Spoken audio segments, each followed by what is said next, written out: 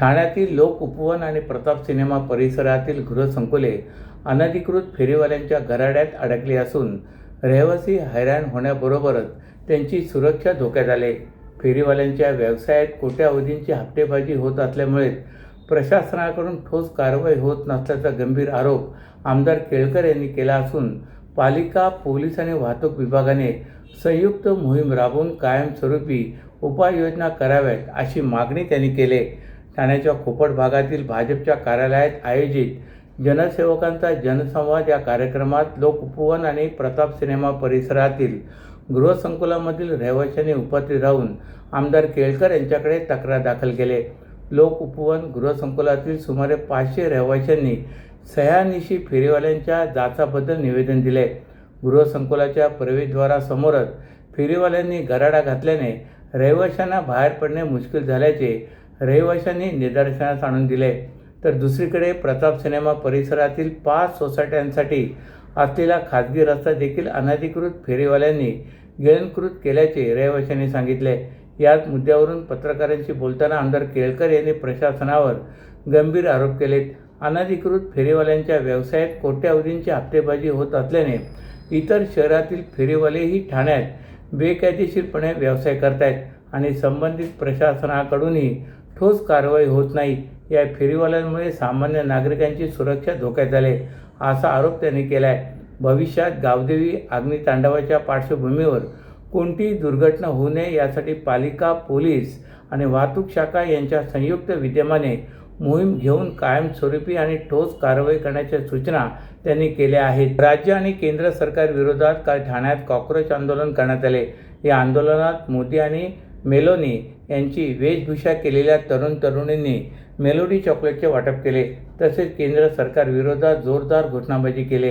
गेल्या काही दिवसांपासून समाज माध्यमावर कॉक्रोच जनता पक्षाच्या माध्यमातून सरकारच्या धोरणाविरोधात टीका केली जाते.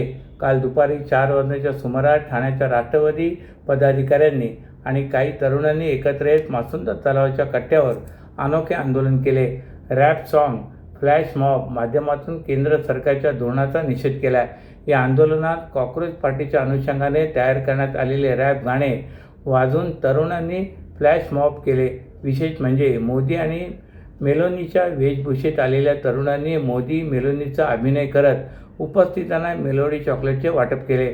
या आंदोलनात आमदार डॉक्टर जितेंद्र आव्हाड, राष्ट्रवादी शरदचंद्र पवार गटाचे ठाणे शहर जिल्हाध्यक्ष मनोज प्रधान, नगरसेवक अभिजित पवार हे देखील सहभागी झाले होते.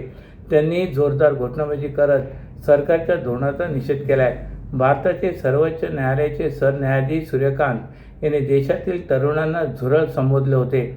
त्यातूनच ही कॉक्रोच जनता पार्टी समाज माध्यमावर जन्माला आले. आपल्या देशात अनेकांना शिक्षण मिळत नाही. ज्यांना शिक्षण मिळते त्यांना नोकऱ्या मिळत नाही. त्यामुळे तरुण वैफल्यग्रस्त झालेत. या वैफल्यग्रस्त तरुणांना कॉक्रोच म्हणणे संयुक्तिक नाही. भारतात जागतिक सर्वाधिक युवाशक्ती आहे.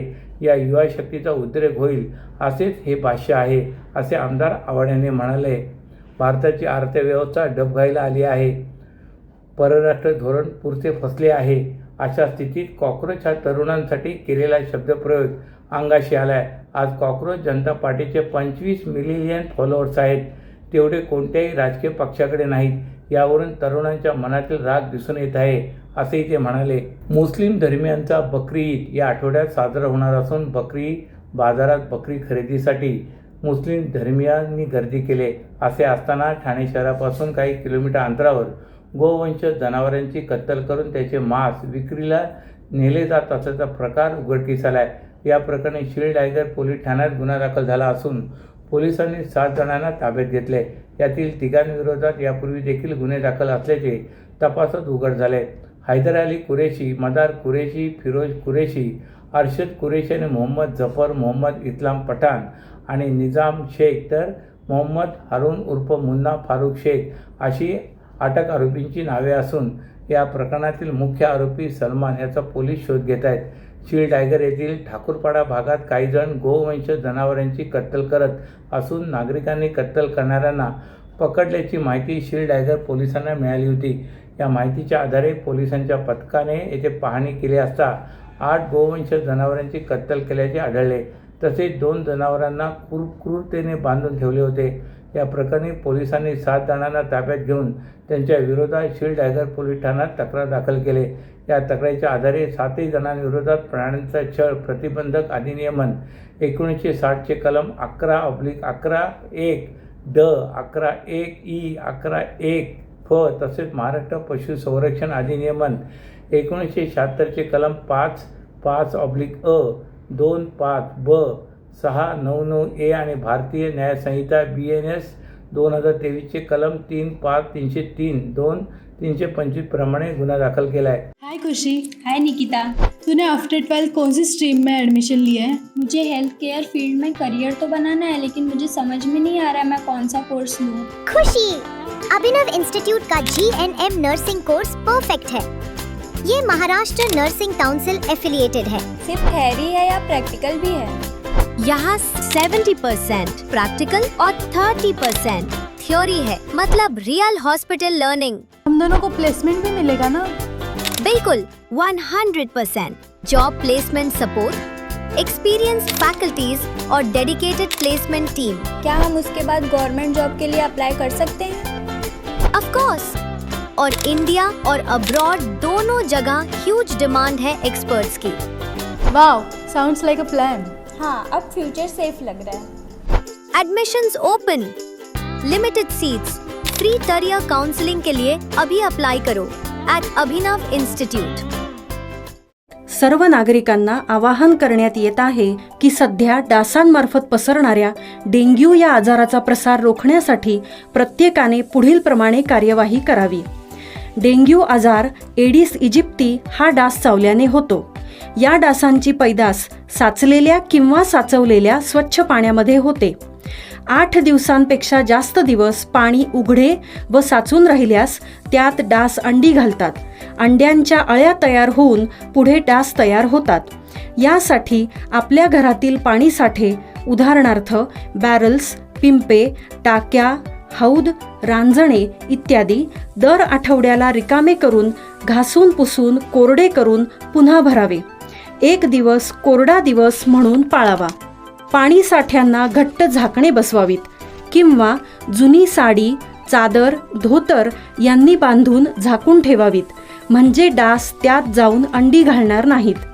घराच्या गच्चीवर, आजूबाजूला, अंगणात कोठेही पाणी साचू देऊ नये. भंगार सामान उघड्यावर टाकू नये. उदाहरणार्थ टायर्स, प्लास्टिक सामान, कुंड्या, टाकाऊ वस्तू इत्यादी. अशा सामानात पावसाचे पाणी साठून त्यात डेंग्यूच्या डासांची पैदास होते. घरातील कूलर्स, फ्रीजच्या पाठीमागील ट्रे हे देखील वेळोवेळी कोरडे करावेत. लक्षात ठेवा, नुसत्या फवारणीने डास घनता कमी होत नाही, तर त्यासाठी डास पैदास ठिकाणे नष्ट करणे ही आपल्या सर्वांची जबाबदारी आहे. कोणताही ताप अंगावर न काढता जवळच्या शासकीय रुग्णालयात मोफत औषधोपचार घ्या. अशा प्रकारे नागरिकांनी सहकार्य केल्यास डेंग्यूचा प्रसार रोखणे सहज शक्य आहे. केंद्रीय लोकसेवा आयोगाच्या UPSC पूर्व परीक्षेच्या पार्श्वभूमीवर ठाणे महापालिकेतर्फे राबवण्यात आलेल्या विशेष जनजागृती महाअभियानाला विद्यार्थी आणि पालकांचा उत्स्फूर्त प्रतिसाद मिळाला आहे. या अभियानाद्वारे ठाणे, मुंबई आणि नवी मुंबई परिसरातील विविध परीक्षा केंद्रांवर एकाच दिवसात तब्बल 2406 विद्यार्थी आणि पालकांची प्रत्यक्ष संपर्क साधण्यात आला आहे. तसेच 475 विद्यार्थ्यांनी 2026च्या प्रवेश परीक्षेसाठी नावनोंदणी केली असल्याची माहिती पालिकेच्या चिंतामणराव देशमुख प्रशासकीय प्रशिक्षण संस्थेने दिले. रविवारी झालेल्या UPSC पूर्व परीक्षेदरम्यान विविध परीक्षा केंद्रावर मोठ्या संख्येने विद्यार्थ्यांची उपस्थिती लक्षात घेऊन हे अभियान आयोजित करण्यात आले होते. या माध्यमातून ठाणे महापालिका संचलित चिंतामणराव देशमुख प्रशासकीय प्रशिक्षण संस्थेच्या विविध उपक्रमाची माहिती विद्यार्थ्यांपर्यंत पोहोचवण्यात आली. प्रवेश परीक्षा, विद्यावेतन योजना, विद्यार्थी वसतिगृह, मुख्य परीक्षा मार्गदर्शन वर्ग, सराव परीक्षा आणि व्यक्तिमत्व विकास प्रशिक्षण याविषयी सविस्तर माहिती देण्यात आली.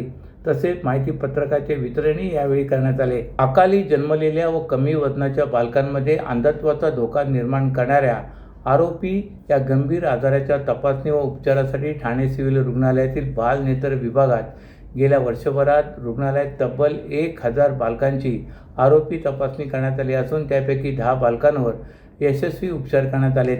राज्यात ठाणे जिल्हा प्रथम क्रमांकावर आहे. आरोपी हा आजार प्रामुख्याने अकाली जन्मलेल्या बाळांमध्ये आढळतो.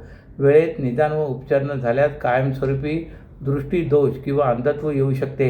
या पार्श्वभूमीवर ठाणे सिव्हिल रुग्णालयात जिल्हा शल्यचिकित्सक डॉक्टर कैलास पवार, अतिरिक्त जिल्हा शल्यचिकित्सक डॉक्टर धीरज महागडे यांच्या मार्गदर्शनाखाली बाल नेत्र चिकित्सा विभाग कार्यरत असून या ठिकाणी बालकांची नियमित डोळ्यांची तपासणी करण्यात येत असल्याची माहिती नेत्र शल्यचिकित्सक डॉक्टर शुभांगी आंबाडकर यांनी दिले. राज्य कुटुंब कल्याण कार्यालयाच्या मार्गदर्शक सूचनानुसार सिव्हिल रुग्णालयामध्ये उपचार घेणाऱ्या बालकांची विशेष तपासणी केली जाते. आधुनिक रेंटल कॅमेऱ्याच्या माध्यमातून बाळांच्या डोळ्यांची तपासणी करून आवश्यकतेनुसार तातडीने उपचार केले जात आहेत. या उपक्रमामुळे अनेक बालकांची दृष्टी वाचवण्यास मदत झाली असून पालकांमध्ये जागरूकता वाढले.